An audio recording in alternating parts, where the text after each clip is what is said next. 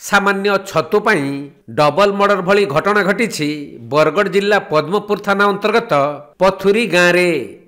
पुतुरार टांगी आक्रमण में खुड़ी और भौणींकर घटनास्थल में मृत्यु होइथिबा बेले गुरुतर होइथिबा दादा मेडिकल रे चिकित्सित हेउछंती।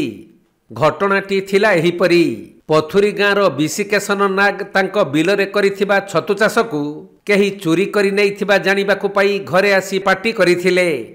हेले तांको पुतुरा शशिभूषण नाग उर्फ पुचु दादा तांको गाली करुथुबार संदेह करी बचसा करिथिले।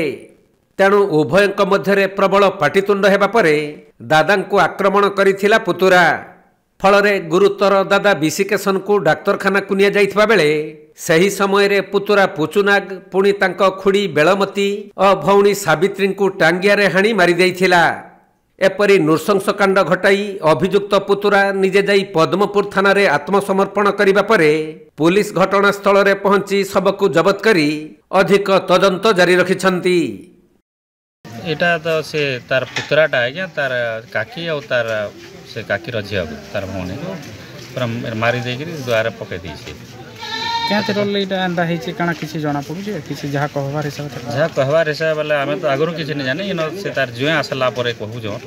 सेटा गुटे से छतु चाष कर देले ताकर ससुरटा तो से छतुटा के घिची नहीं जे तो आसिक से हुड़ा गोदा गला के नहीं से बोली कहला तो से पिलाटा जे मारी जे से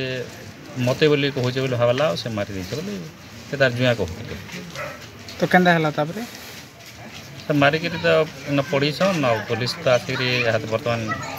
अभियुक्त वर्तमान केनो छे अभियुक्त वर्तमान केनो छे तो मन जाने थाना के जे बोली पुलिस कहउतले तो पहला अभियुक्त थाना के जेकरी एफआईआर कला पर पुलिस आसी छे हमको चलनी तू आगे भी नहीं पाए ये सुखा नहीं पारो सुखा नहीं रहो ये मुई बीच वाले सुखा नहीं रहो जे नो रहले मुरी करी मारनी। बरगढ़ अरुण कुमार मेहर रिपोर्ट कोणार्क लाइव।